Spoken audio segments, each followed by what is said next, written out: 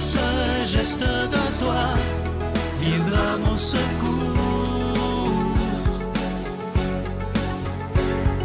Viens semer dans mon âme le grain de l'amour. Je traverse un désert et je meurs de soif. Montre-moi le mystère qui garde la foi. Bonjour, bienvenue à votre émission La Victoire de l'amour en ce beau mardi 16 août 2022. J'espère que vous allez bien à la maison. On rejoint tout de suite pour la chronique William Baudouin, oui, et à l'homélie, ce sera l'abbé Éloi Gillard.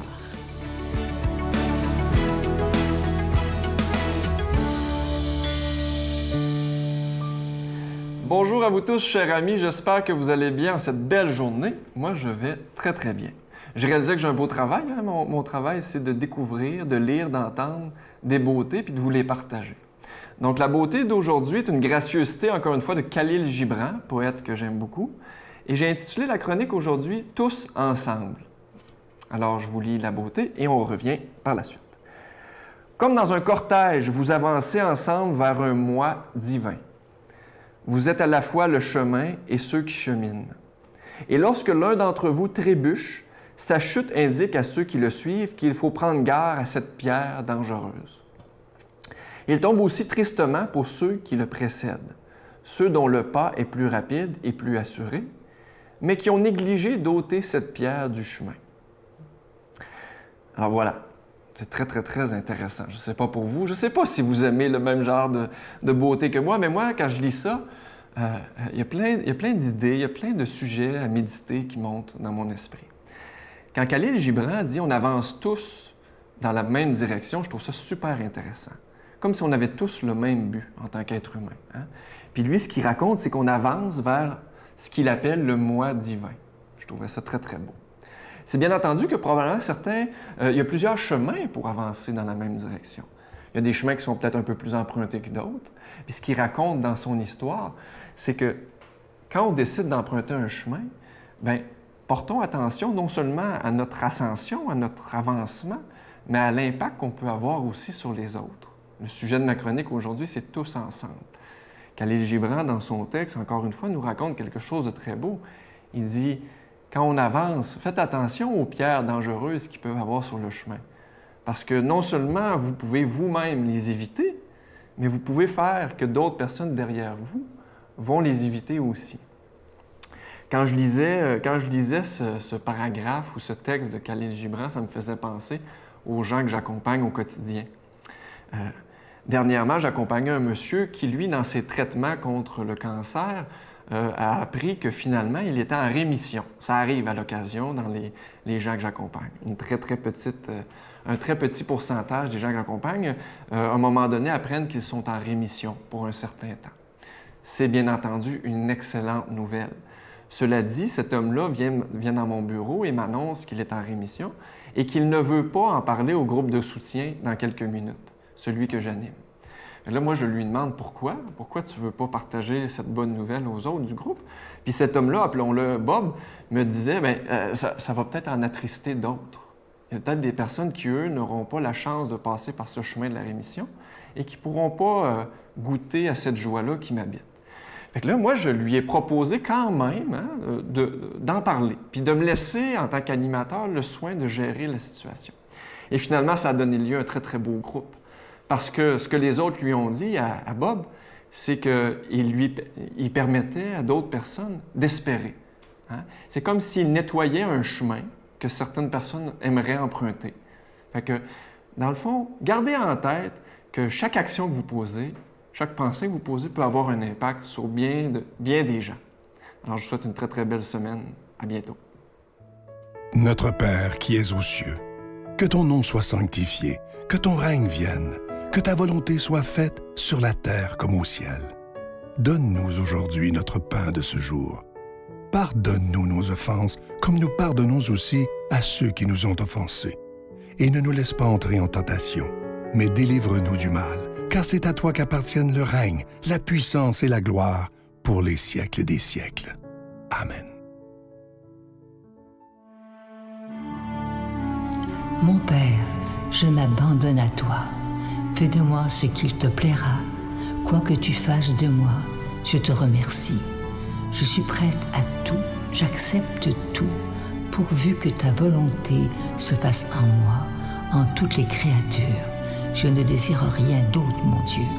Je remets mon âme entre tes mains. Je te la donne, mon Dieu, avec tout l'amour de mon cœur, parce que je t'aime, et que ce m'est un besoin d'amour de me donner, de me remettre entre tes mains, sans mesure, avec une infinie confiance, car tu es mon Père. Comme je vous le dis depuis quelques semaines, il n'y aura pas de cadeau spécifique au mois d'août. Vous savez que présentement, on vit des moments difficiles dans l'humanité. Vous savez qu'on parle encore de COVID, on parle de la guerre en Ukraine, on parle de l'inflation, on parle d'une possible récession. Et ce qui fait que c'est très difficile au niveau des dons pour la victoire de l'amour.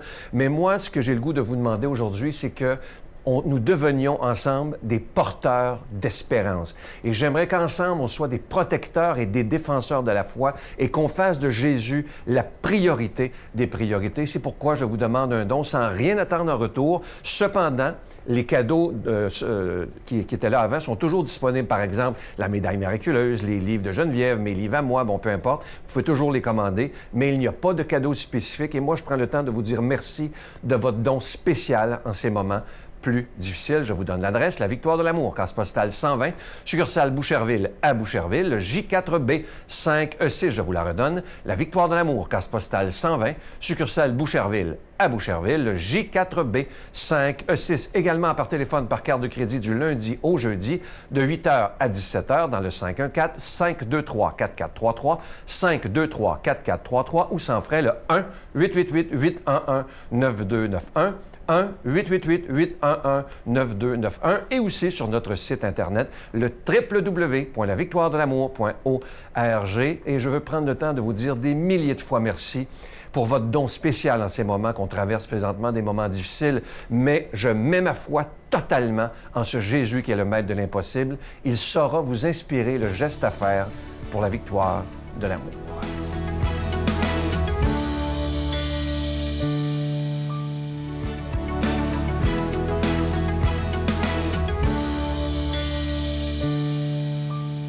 Bonjour mes amis, je vous souhaite bon matin. Tout heureux de vous retrouver. Hey, nous voilà rendus au 16 août. Oh, pour plusieurs, ça signifie que les vacances de fête sont passées, que le train-train reprend tranquillement, sinon rapidement. Et l'Évangile d'aujourd'hui nous pose une bonne question. Hein? À travers tout ça, qui peut être sauvé? On va laisser Jésus ouvrir des perspectives nouvelles pour nous. On est dans l'Évangile de Matthieu. Jésus disait à ses disciples, « Amen, je vous le dis, un riche entrera difficilement dans le royaume des cieux.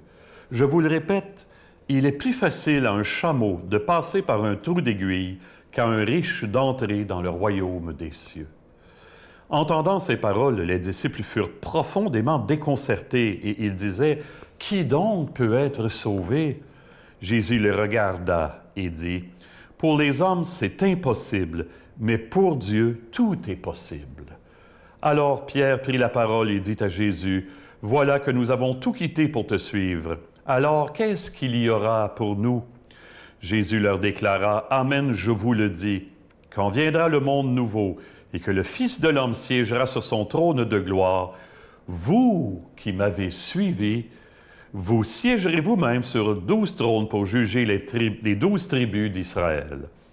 Et tout homme qui a acquitté à cause de mon nom des maisons, des frères, des sœurs, un père, une mère, des enfants ou une terre, recevra beaucoup plus et il aura en héritage la vie éternelle. Beaucoup de premiers seront derniers, beaucoup de derniers seront premiers. » J'osais avec un de mes frères, ça fait un bon bout de temps, puis je lui disais comment des fois je trouve que les jeunes que je rencontre, ils ont tout sauf l'essentiel. Et mon frère qui me répond spontanément, « Qu'est-ce que tu veux, Éloi? La religion, c'est pas pour le monde gavé. » Et j'ai parlé de ça à mon évêque, puis spontanément il m'a dit, « Il a bien raison. Oui, c'est vrai. Hein? La religion, c'est pas pour le monde, Gab, et c'est ça le problème. Hein? On a tout ce qu'il faut et même plus, ben trop. Alors, ça va être difficile à un riche d'entrer dans le royaume des cieux. Jésus le dit 2 fois. Qui peut être sauvé? Rétorque Pierre. Alors, Jésus les regarda. Quand l'Évangile dit ça, ben non, Jésus fixa son regard sur eux. Ça veut dire qu'il va faire une affirmation très importante. Pour les hommes, c'est impossible, mais pas pour Dieu. Tout est possible à Dieu. Et on a parfois des témoins interpellants de ça. Je donne un exemple. Je lisais ça il n'y a pas longtemps. Un jeune Américain, on va l'appeler John Aiken. C'était déjà une légende dans les ligues de baseball mineures aux États-Unis, mais il a sombré dans la drogue et il a failli, à un moment donné, y laisser sa vie.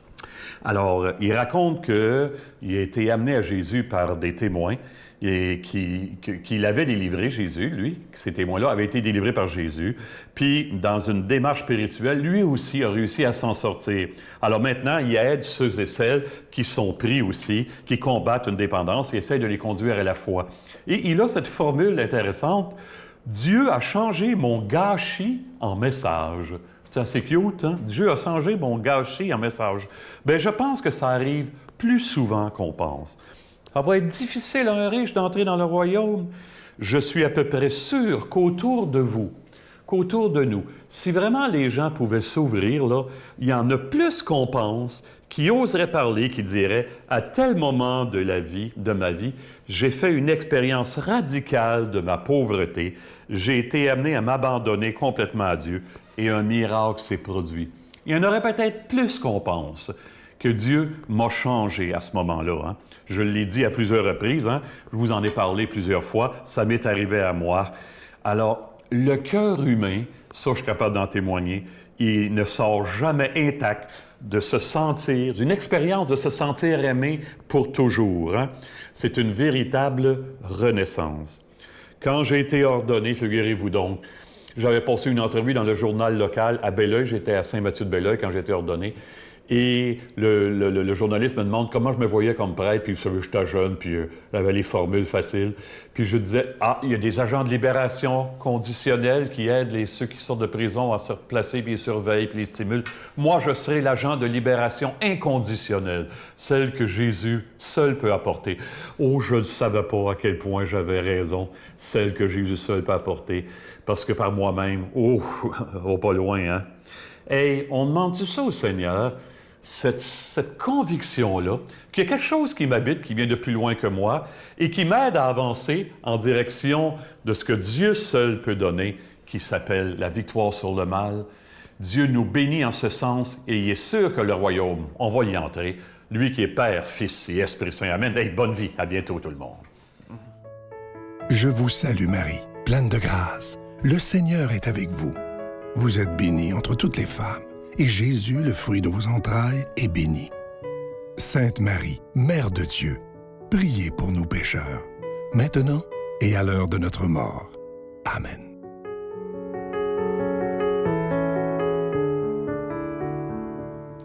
Aujourd'hui, on fête Saint-Étienne de Hongrie, qui en l'an 1000 est devenu le responsable de son peuple et c'est un grand saint qui avait vraiment à cœur tout le peuple. Prions aujourd'hui pour nos dirigeants d'État, pour tous les responsables d'entreprises, pour tous ceux qui ont de l'influence dans les décisions qui sont prises, pour que le plus faible, le plus petit, le moins bien nanti ait toujours une place et qu'ils se sentent aimés et respectés.